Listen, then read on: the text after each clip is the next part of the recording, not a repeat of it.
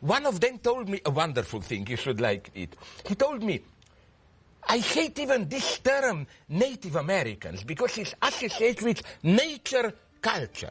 Like, we are Native Americans, you are what? Cultural Americans. And then he told me a wonderful thing. He told me, I prefer to be called Indian because, at least in this case, my name is a monument to white man's stupidity, who didn't know where they arrived.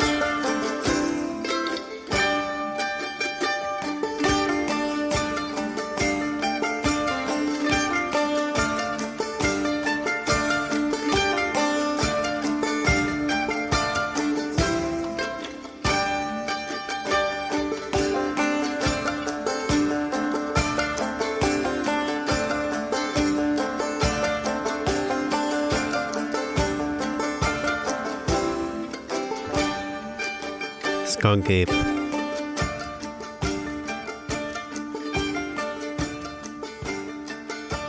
Chapter I.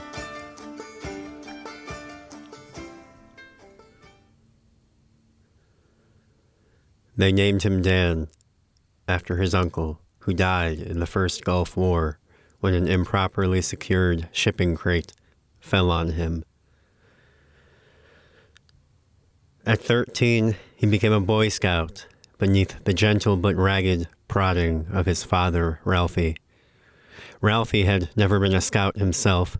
He'd never hunted or fished or camped or hiked, save for the 1.5-mile lunchtime walks he took around the campus of the university where he taught. At nearly 55, he struggled to bend over far enough to grab a ground ball or to throw a football more than 5 yards without hurting his shoulder. But he wanted to spend time with his son and thought it beneficial that his son should know how to start a fire or tie many types of knots. Dan was not especially interested in fire or knots, nor was he interested in Pinewood derby cars or door-to-door popcorn sales, but it never occurred to him to protest. He did not have any more opinion about the activities which filled his days than he did the rising or setting of the sun or the running of the river alongside the road to his school. He'd been with the troop for nearly half a year, and the trees were starting to bloom when a flyer went around about the annual canoe trip. Dan's mom, Suanna, read it in the kitchen while he slept in his bedroom down the hall. An all-dads-on-deck situation. Ralphie was at the table, eating the plate she'd microwaved for him. Do you think that includes me? It was spring and near enough to summer that Dan worked up a light sweat walking to the bus stop at 7 in the morning. There was still dew on the grass when he arrived 20 minutes early, and he found himself alone. He slept lightly on school nights and poorly, tethered always in some small part to the waking world by his fear of missing the bus. He didn't sleep as much as he waited for the alarm. The O'Connell's garage door opened behind him, a couple houses down a cul-de-sac. Most days, Bobby O'Connell would close the door as soon as it hit the end of the track and race under it, jumping over the laser sensor on his way out. But the door stopped and was silent, and it stayed that way for upwards of a minute. Dan was about to check back over his shoulder when a great gong rang out just above his head. Something fell clattering into the gutter near his feet. The crosswalk sign was vibrating. There was a distant thwomp, then a thwack, so near his feet that he jumped. An arrow had appeared, standing on the lawn, his shaft still quivering. Bobby O'Connell was in the corner of his garage with a homemade bow. He'd already knocked another arrow. Dan ran and ducked behind a Toyota parked across the street. The third arrow smacked into the concrete just behind his heels, and the fletching brushed his bare calves. He felt a tiny bit of pee escape. He waited there for a few minutes until other people started to arrive, and he saw the bus a few blocks down at the stop before his. Bobby's garage door closed. He never got on the bus. Every other weekend that summer, Ralphie loaded the car with their new tent and sleeping bags, the fishing gear he'd inherited from his mother-in-law's garage, since his father-in-law was no longer around to use it, and enough food to last 2 weeks, most of it dehydrated or freeze-dried, and headed for Washington and Jefferson National Forest with Dan in the passenger seat. The first time he'd been allowed outside of the back seat. And they had to pull into the bank parking lot at the edge of their neighborhood to make the switch where his mother wouldn't see. They practiced setting up and breaking down their tents and making fire. Ralphie was trying to learn and teach at the same time, all while never allowing this to become apparent to his increasingly aware and sometimes annoyingly observant son. At night, while they sat up waiting to get tired, Ralphie told stories of his own childhood and his life before Dan. In the woods, he spoke about things he'd flat out red-faced deny if ever they were brought up back in Charlottesville. Dan received all of it with an expression on his face as though his father were reading to him from that week's grocery list. The same expression he'd been wearing since puberty. He was speaking less than ever in those days. Ralphie could tell that he was bored, though he did not complain, so there was really nothing he could say. He simply had to endure his son's enduring it.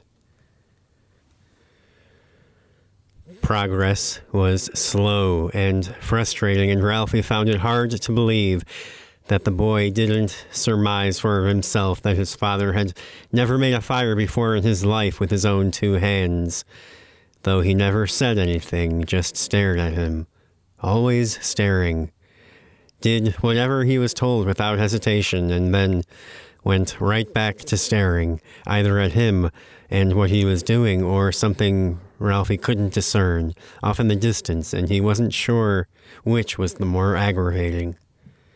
But by the end of the summer, he felt confident enough that he wouldn't embarrass himself in front of the troop or the other dads.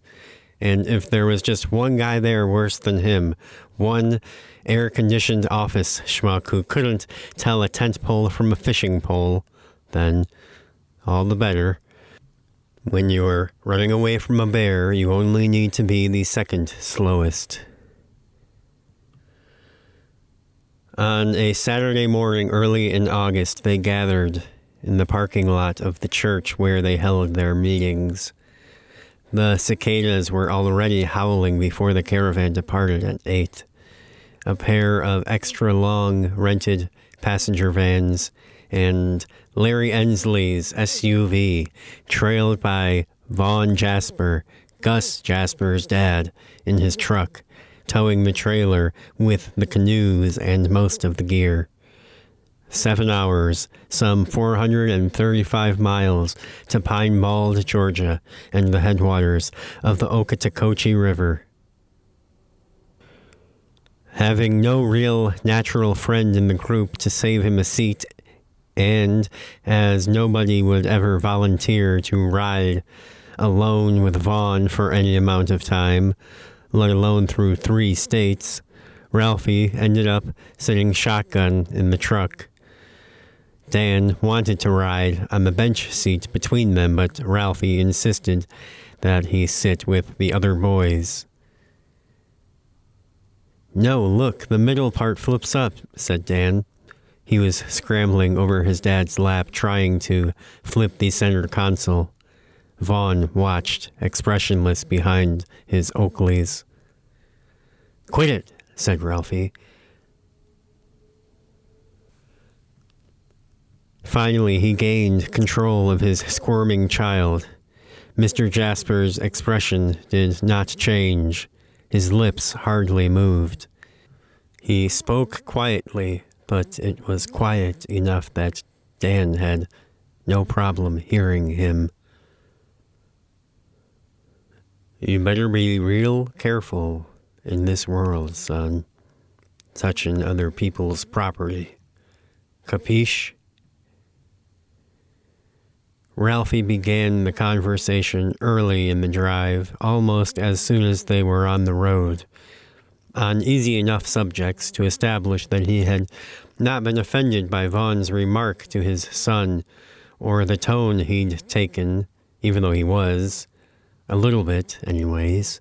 He was pretty sure of it, at least, and kept it regular, if not incessant.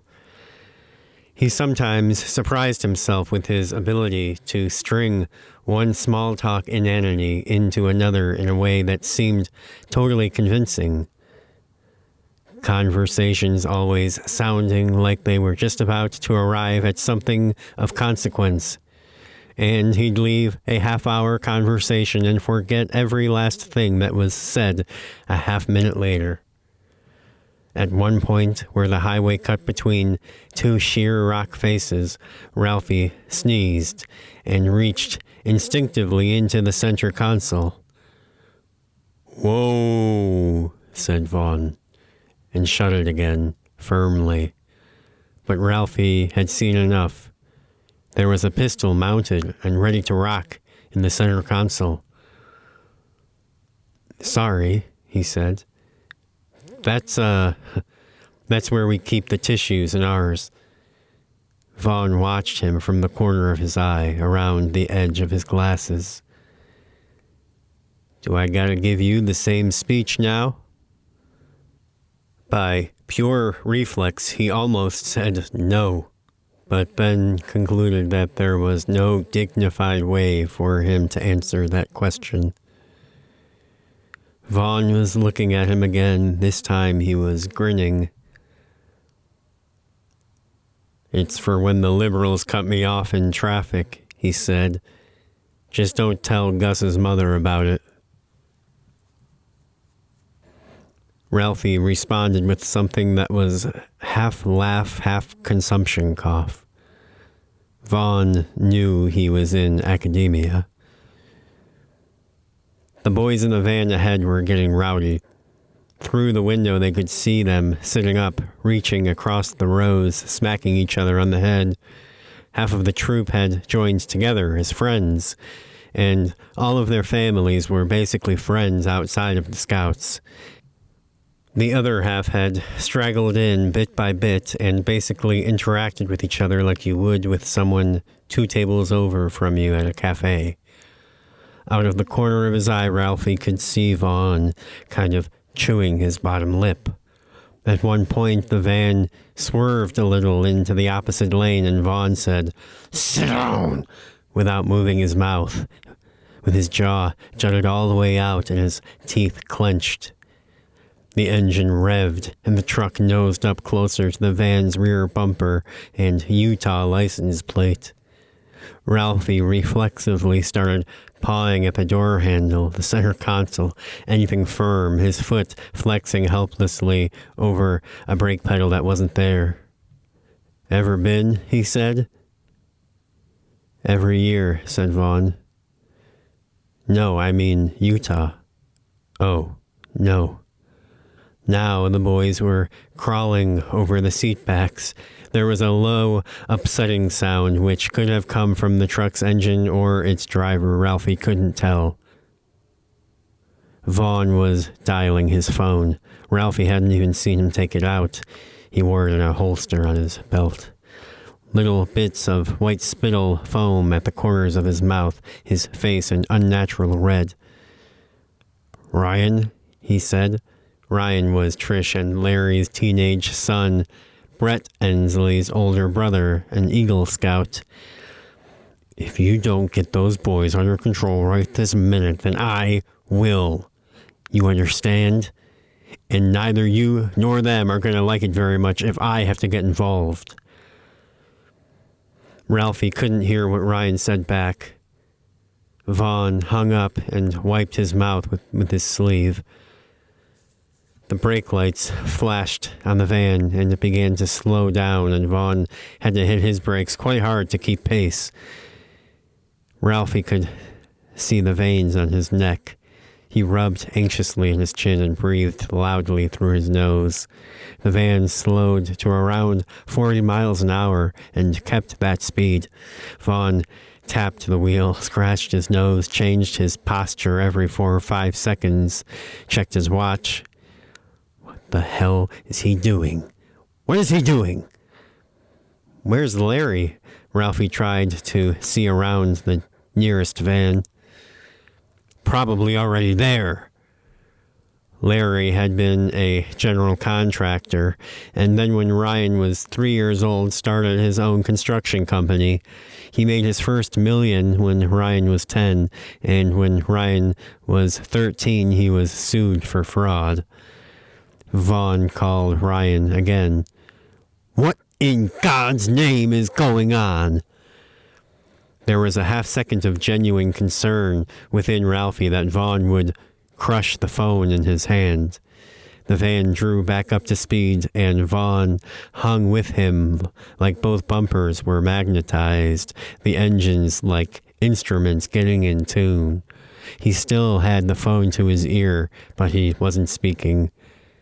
Ralphie had the sense that Vaughn had forgotten he was even there. He was grinding his teeth. The odometer and speedometer crept up and up. Ralphie heard Ryan say something over the phone. They touched 100, and Vaughn hung up and relented on the gas. They fell back several car lengths and settled into a comfortable following distance. He was rubbing his temples. There is something wrong with that kid, he said. They stopped once for lunch at a Burger King near Spartanburg. Vaughn spent the whole time tapping his foot. He was vindicated when they arrived at the boat launch less than an hour before sundown. In that last dying light through the trees, they pitched their tents. As far as Ralphie could gauge it, the troop and chaperones were split about evenly as far as wilderness competence. Even as his mind raced and threatened to panic, he was glad to find that his training had paid off in muscle memory. He could already see Dan ingratiating himself with the other boys, helping someone else set up their tent after their own was finished. They were camped on the eastern face of a mountain, and darkness came fast. Vaughn's quiet but visible stewing and pointed prodding did nothing to quell the urgency rising amongst the troop as the final few boys flailed helplessly with their rain flies. Come on! Dude! Are you serious? You city boys don't know what dark is, said Vaughn. What do you think you're going to do when that sun goes down? Flip the light switch? Boys who had earned their popularity as clowns on the car trip down found their humor dried up when they could not so much as drive a stake into the dirt. They could see the real fear and anger growing in their comrades' faces. No one was laughing anymore. Not one of them dare let out even a squeak of a fart now. Leathery Larry Ensley stood tall at the grill, sinewy and mustached, campaign hat sitting high on his head, till well past dark. He hung the tongs from a pocket on his fishing vest. Ringlets of chest hair glowed in the grill light, white as the coals. For a time the boys could not start a fire of their own. Vaughn refused to help and parked so that his truck headlights would rake the grill, but once Larry was set and the food started, he waved him off even that, wanting to enjoy the stars. And there was only the starlight and the orange glow of the grill. Larry whistling, the iron grates sizzling, till the first round of hot dogs was ready, and then the burgers. And all of the boys flicked on their flashlights and lined up with their paper plates to receive their suppers. From far enough away, it looked like a fistful of fireflies flitting around atop a patch of moss. They ate and murmured and giggled and sighed and were contented, even in that singular, oppressive dark. With their food and their flashlights and each other, they could keep it at arm's length, but subtract one or add the creeping chill. But then one of them looked up, really looked up, and noticed the stars, more than any of them had ever seen, and gasped and said, "Whoa." And then all of them looked up and said similar things, and soon all of the flashlights were being flicked off so that they could tilt back their heads, stretch their necks. But still, the adults would not help with the fire, and the boys were distracted and tired and ornery. "Forget it," said Vaughn. "We'll be pushing off at sunrise, and it's already nearly 11. We'll sleep tonight without a fire then. You've all made your beds." In total, 4 boys over the course of the night crawled, shivering, out of their tents and found an adult. Vaughn let each of them sleep 20 minutes in his truck with the heat running. There was no light when he woke them all in the morning, only a dull gray line at the horizon which broke the totalizing darkness in two. Tent to tent, his low voice, thrumming like the running river, carried across the campsite, and though he spoke somewhere between a whisper and a conversation, seemed to hit some frequency which started everyone stirring awake more or less at once. The gray was leaking, spreading through the sky. They stuffed damp tents into their nylon sacks in silence and hoisted 3 canoes down the slope to the riverbank. The woods were lavender, half-lit and all lingering vapor. The troop moved languidly, their legs and eyes still stuck somewhere in a dream. The dark water drifted past like a mirage, soundless, as if it were obeying some alternative physics. They loaded the boats on a sandbar between 2 dense patches of reeds. When they pushed off, there was no sound but the water rushing beneath the hulls. And when they'd been on the water less than 5 minutes, the sun crested the horizon and poured over the land like magma from a broken yoke. A pair of herons watched them from the far bank and took flight when the boats passed too close. Soon they entered open water. Dan could hear Mr. Ensley's cigar crackling at the back of the boat. A moment before, he smelled it. They nosed through the supple mirror, lurching now and then, listing rightward, then leftward, paddles dipping, breaking the surface at seemingly random intervals. It was after lunch before they found some semblance of a rhythm. There was a little thrill that ran up and down each boat when they felt it. They leveled out, picked up speed. Their energies were multiplied, not negated. For almost an hour, nobody said anything for fear of upsetting what seemed to be a delicate balance. By the end of the day, they'd settled into a groove that could be started and stopped on command with only minimal hiccups. The slow start had put them behind schedule, but as they studied the map, none of the adults were especially concerned. They cooked hot dogs over the fire beside cobs of corn still in their husks, and chatted and laughed in pairs and little groupings. Despite their long hours of exertion, they continued buzzing late into the night, filled with the thrill of being out in real wilderness. The moon was a sickly yellow gibbous, diffuse and murky, as if they were sitting at the bottom of some great swamp. The following day, they sailed across a wide and glassy lake and had to paddle hard for every inch. And as they hit open water, it was just about noon, and the clouds cleared for good, and they were left to bake, far from any shade.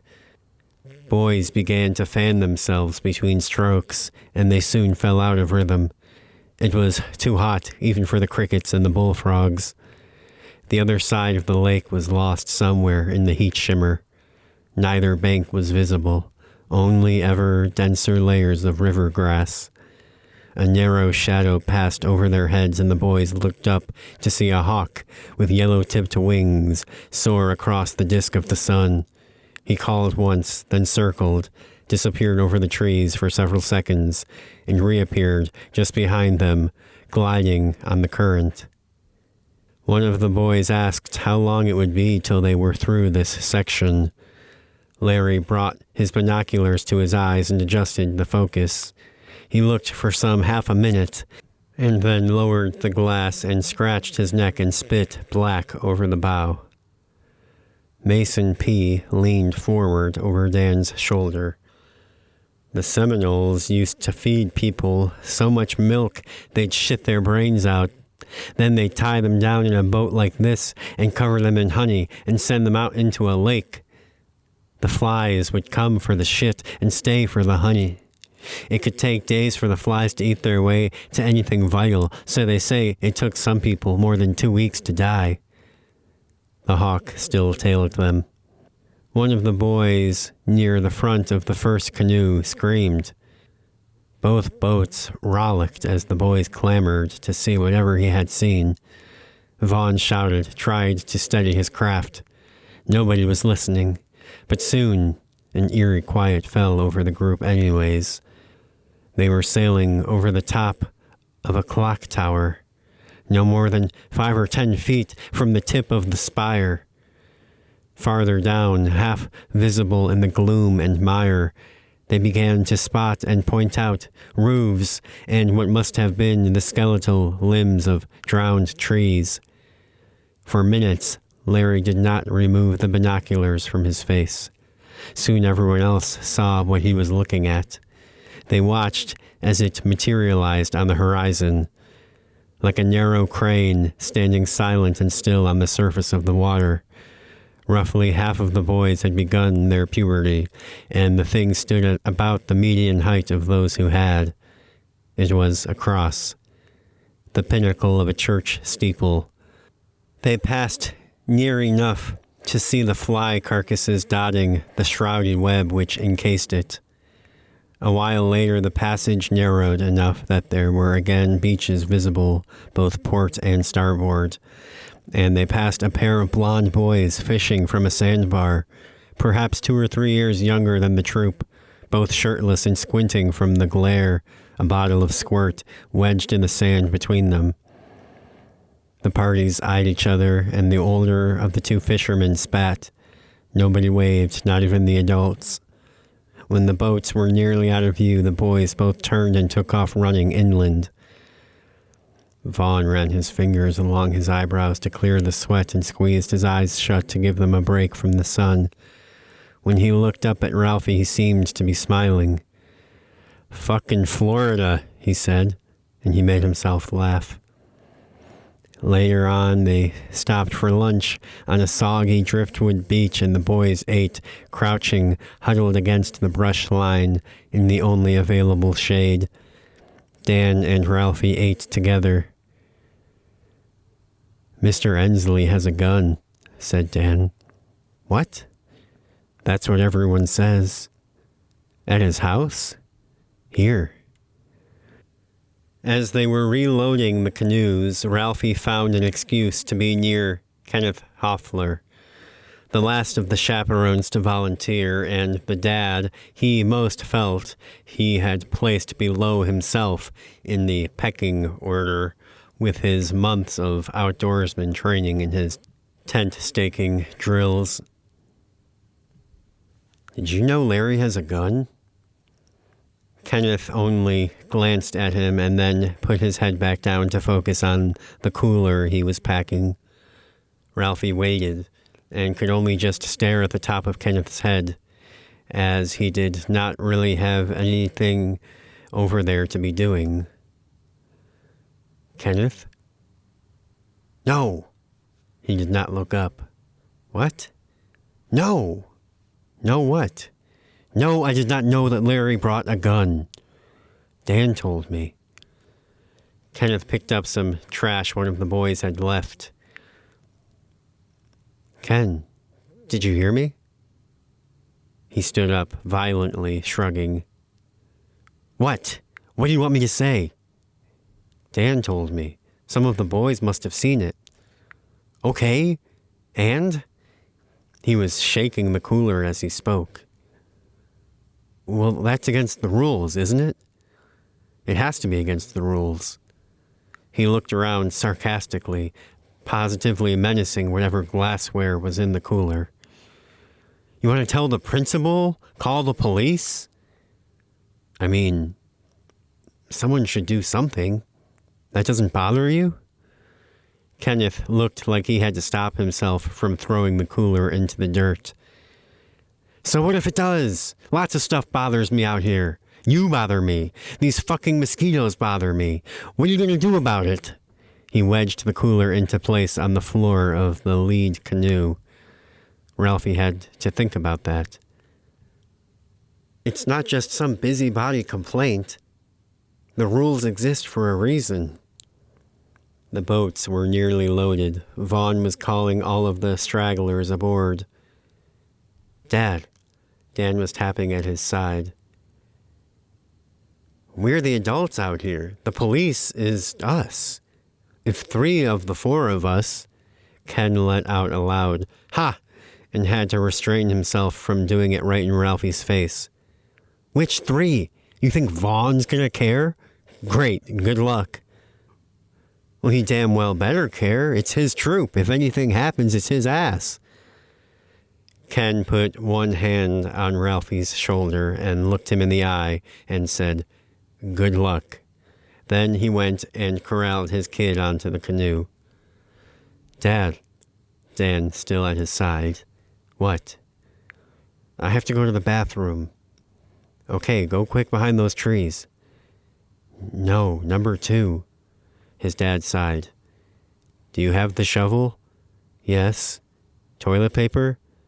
Yes, just tell Mr. Jasper so he doesn't leave me behind. You tell him yourself. He sighed and rolled his eyes and kind of stamped his foot. Better get going. He looks like he's getting ready to leave. He let out a low moaning noise, but went and did it anyways. Vaughn sighed. Ease up, everyone. We gotta wait on Dan. He's got diarrhea. A few people groaned or said, come on. Most said, pfft, and then burst out laughing. Later on that night before dinner, when Ralphie confronted Vaughn about it, he would swear that Dan had himself used the word diarrhea. He did not say diarrhea, said Ralphie, and he felt a surge of pride swell in his chest at having not said, he says he did not say diarrhea. No, he declared it as assuredly as if it were his own bowels in question. I guess I misheard, said Vaughn. He's still just a bit shook up about it, is all, said Ralphie.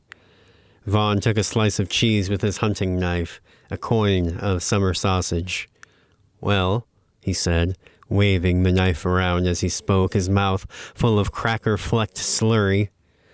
The important thing for you guys to remember, he tossed another cracker into the mixer, is that nobody is ever thinking about you as much as you're thinking about yourself. And I'll bet you the only one still thinking about this afternoon is Dan.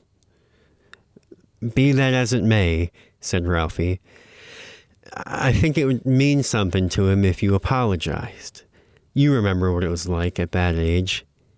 You really embarrassed him. He congratulated himself again at having not said he was really embarrassed. Something about this wilderness or the campfire had made him bold.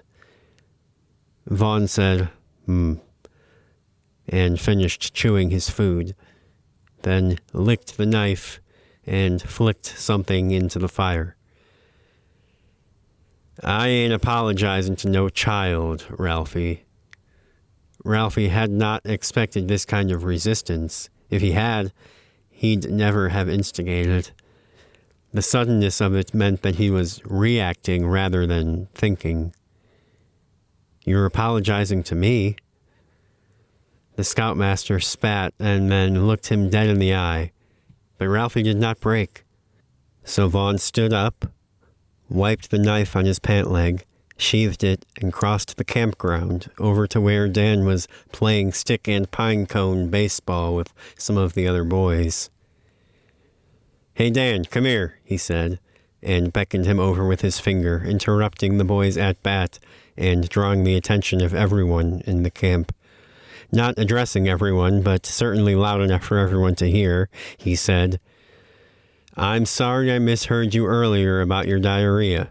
I didn't mean to embarrass you." Someone near third base said, "Pfft." After dinner, the party was sat around the fire watching the last pale yellow light go out of the sky. Larry Ensley smoked a cigar, and some of the boys were still chomping on s'mores. They heard barking from somewhere deep in the woods, and Vaughn told them it was the alligators. They all sat quietly after that, avoiding each other's eyes. But then some joke or another spread amongst the boys, and soon they all were giggling or gossiping. "Quiet," said Larry, and that was all he had to say. He sat in place, listening, sniffing at the air. Someone snickered and was ignored. "I used to come down here with my father every other summer, farther south to where my uncle owned a cabin on the edge of the Everglades.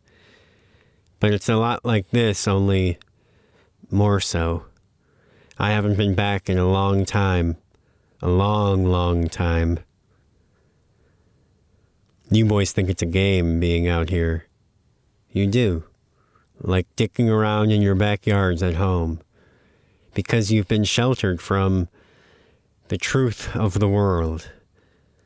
You've never really seen it, only recreations and fairy tales. But sit with it. Really let it sink in. You can't use a phone for much out here. Stop living in the world they show you in movies and TV, the world you carry in your head for 15 seconds, and look around and take stock of the things that are actually here next to you right now. The trees of the swamp were a tall black wall, the night chorus even denser. You gotta remember, at the end of the day, no matter how smart or capable someone seems to be, all they got is 2 eyes, 2 ears, 2 legs and arms, same as you. They've got flaws and doubts and weird days and shaky judgment and biases. You think with just what we got, we went and discovered everything there is to know for certain? You think folks like you and me discovered every last thing living in a place like this? The river flowed past, black and flat and silent. I was about your age when my pa brung me down on a hunting trip with my uncle and cousin. We were each up in our own blind, each blind maybe half a mile away from the others. When you're that age, your age, there's a little thrill when your parents let you start going off on your own a little bit, isn't there? He eyed his son, Ryan, with a campfire glint, destined for West Point in the fall. One of these days we'll let Ryan off the leash a little. People laughed at that one, even Ryan himself. First night out there on my own was a little spooky. If you boys think this here is a swamp, this was a swamp. Thinking I'm hearing stuff crawling around underneath me all night, knowing I'm hearing stuff, and hotter and stickier than Satan's ass crack, excuse my cussing. Whichever mosquito you wanted to swat, you were letting 10 others suck you. But eventually, somehow, I fell asleep. Next morning, I woke up, and it had to have been real early. The sky over the trees was just starting to turn light, and I couldn't figure out why I was awake until I heard a man scream somewhere in the distance. Not too far away that it didn't make my spine tingle, mind you. And it didn't sound like my dad or uncle or cousin. But who else would be out there? I sat up and listened for whatever would happen next, but nothing did. At least nothing that I could hear. When it got a little lighter, I climbed down and hiked over to my dad's blind. He'd heard it as well. We all convened to eat lunch and confirmed that none of us were the screamer.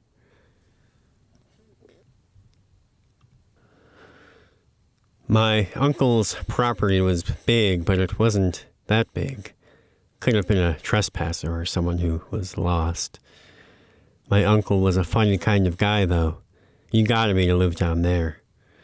I remember one time he picked up a fistful of dirt and said, "I own this."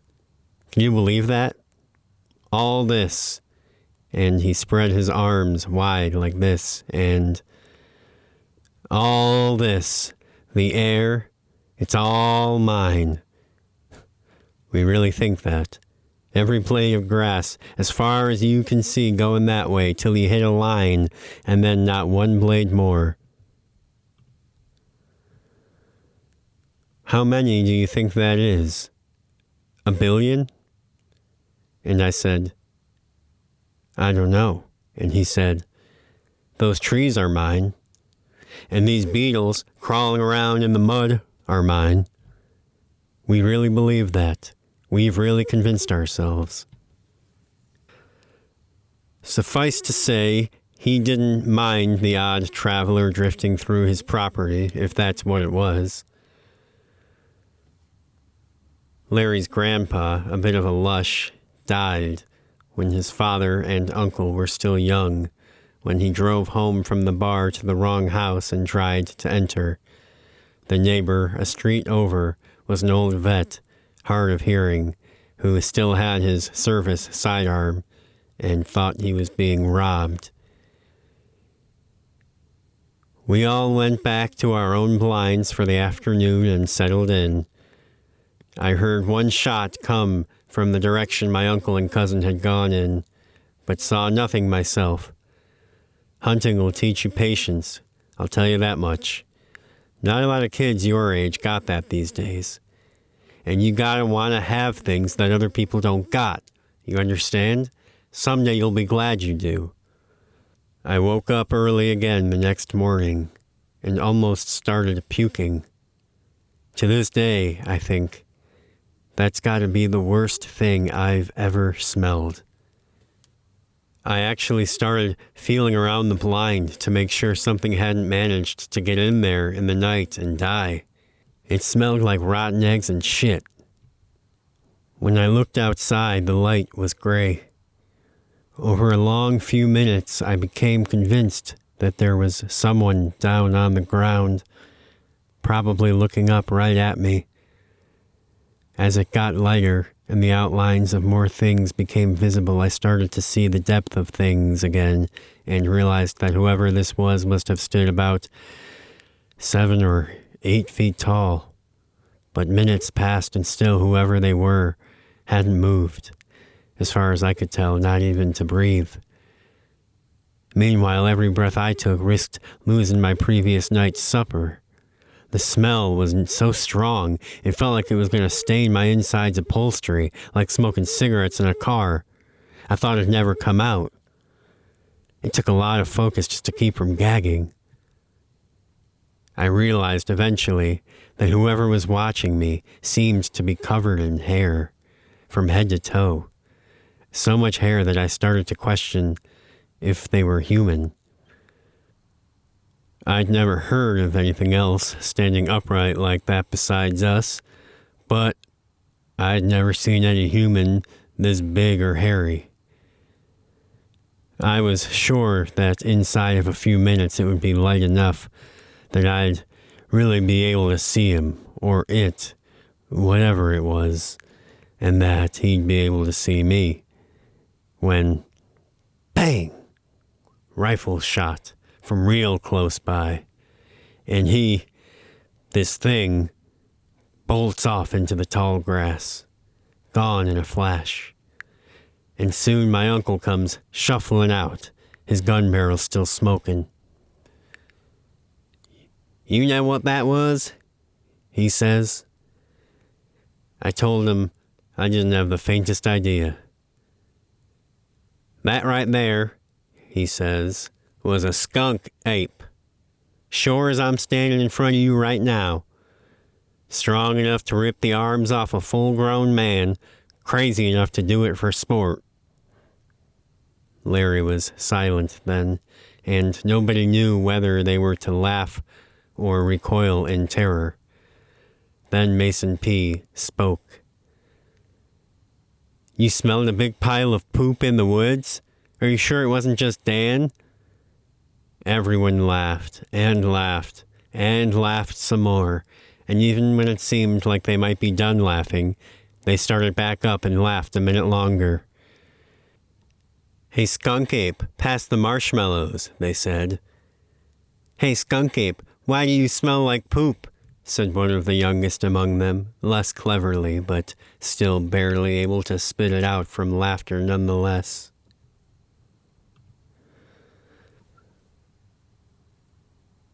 The following morning, they sailed through a swamp where the Spanish moss hung low enough for them to swat at it with their paddles. They saw their first alligator. By lunch, they'd seen their first dozen. They stopped to eat on a wooded island where the yellow-winged hawk caught up with them and began to circle overhead. They stowed the boats in the shade beneath some magnolia branches which had bent to dip into the stream, and ate their rations above the tree line on the rocky bald at its center, which afforded them a view of several miles in all directions. Dan's stomach sank at the sameness of it. Not a single human structure. The boys all ate quietly. Sweat and the bugs and the relentless sun had begun to erode the novelty and accompanying adrenaline of the whole venture. And still there lay ahead an afternoon of paddling in the wrong direction, farther into the guts of that leafy, muggy jungle. Every breath was like sucking on a warm plastic bag full of damp cobwebs. Dan chewed the white bread and bologna to a paste and kept gnawing like a little moon-faced calf, staring wide and empty-eyed at a speckled orchid clinging to a rock at the northern nose of the island, bobbing in the breeze. When it was time to hand the coolers back down and reload the boats, something metal, heavy and dense, of sound, solid craftsmanship, came clanging down the rock face and into the viney brush. Cole F. went running for it, like a dog after a downed duck, fished it out. Hard to say if he was more scared by the sight of the thing or Mr. Ensley's barking at him. His Colt 1911. Everyone was still, and there was silence for the space of a moment, until Ralphie broke in. "Jesus Christ, Larry! Are you out of your mind?" The sight of the thing struck him somewhere deep in his chest, and he responded as though he'd seen a snake or stubbed his toe. If he had to think about it, he'd have been paralyzed. "You got something to say?" said Larry. He took the gun from Cole F. and dusted it off. "You think you're in Green Beret training or something?" Larry had been rejected from the Army after succumbing to his grass allergy during the push-up test, according to the canon of troop rumor. It was kids' stuff, and he felt a little knot form in his stomach at how effortlessly it flowed from his mouth. He didn't know if it was true or not. "These are our kids, for God's sake," he said. What are you trying to prove? Didn't know I needed your fucking permission, said Larry. Pretty sure this is my God-given right. Vaughn, said Ralphie, is it or is it not Boy Scouts of America handbook by law? All chaperones must obtain permission from national headquarters to bring a firearm to any Boy Scouts-related activity. Larry, said Vaughn, come on, ease up, would you? No. Even Ralphie was a bit surprised by the ferocity in his own voice. This is my kid's safety we're talking about. Maybe you all don't care about your own, he trailed off. But either the rules are the rules, or there's no such thing as rules at all. Vaughn scratched the scruff of his chin and sighed, glistening with sweat and speckled with dirt. Lair, I'm sorry. Is it all right if I hold on to the gun for the rest of the trip? I just don't want to ruin this whole week over something so ridiculous. You're asking me to give up my constitutionally guaranteed rights? Hell no, I will not give it to you. I'm not, said Vaughn, but he was cut off. He who would trade a little bit of liberty for a little bit of comfort deserves neither, said Larry. Vaughn sighed again. He kept rubbing his temples. Look, it's already out here, right? That can't be changed, right? So what difference does it make, really, who carries it? Larry'll be careful, right? Larry did not respond.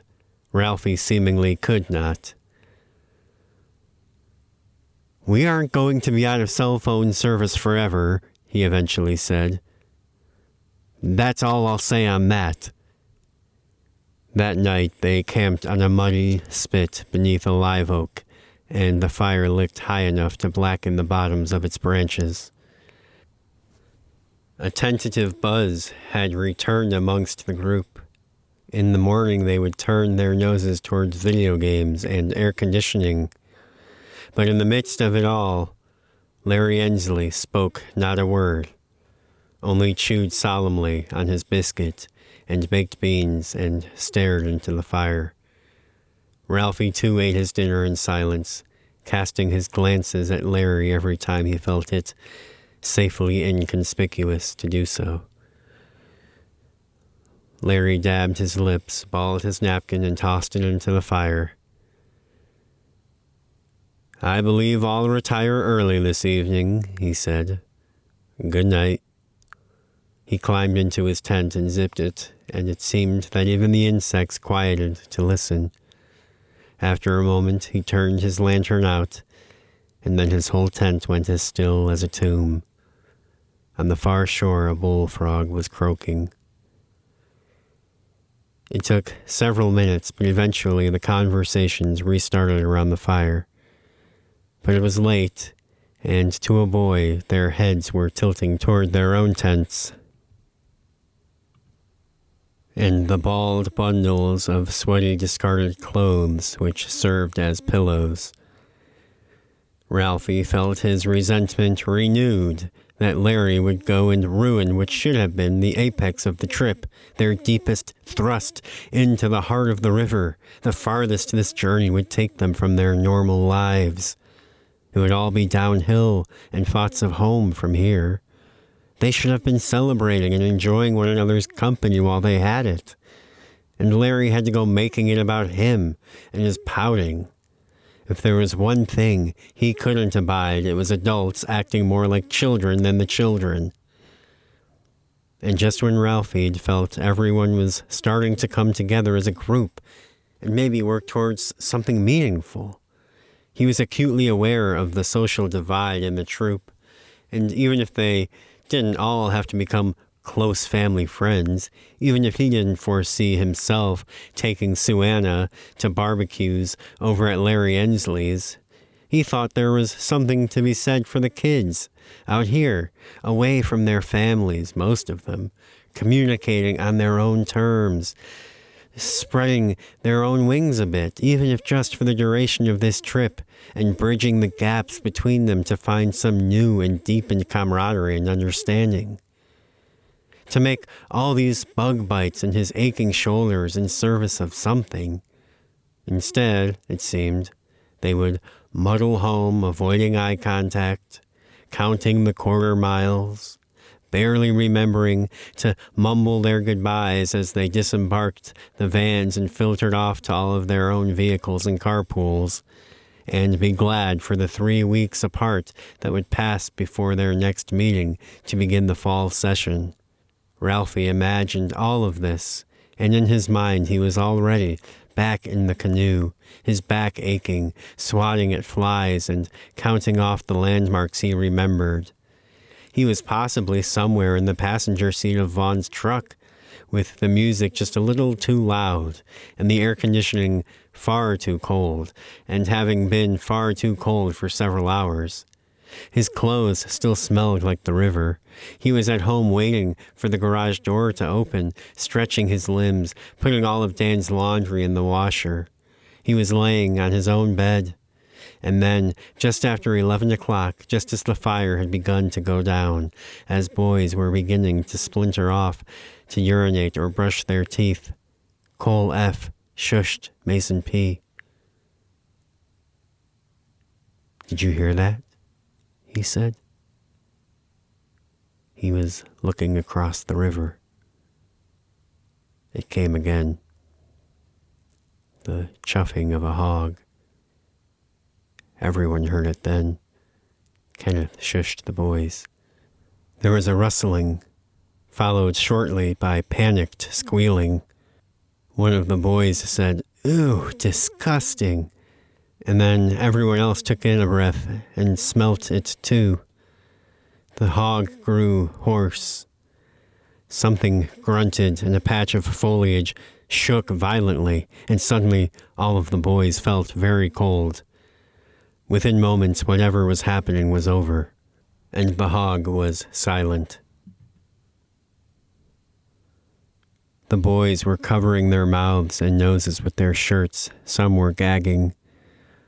When the wind died down, they could hear something on the far shore breathing raggedly, and all of the boys began to squirm.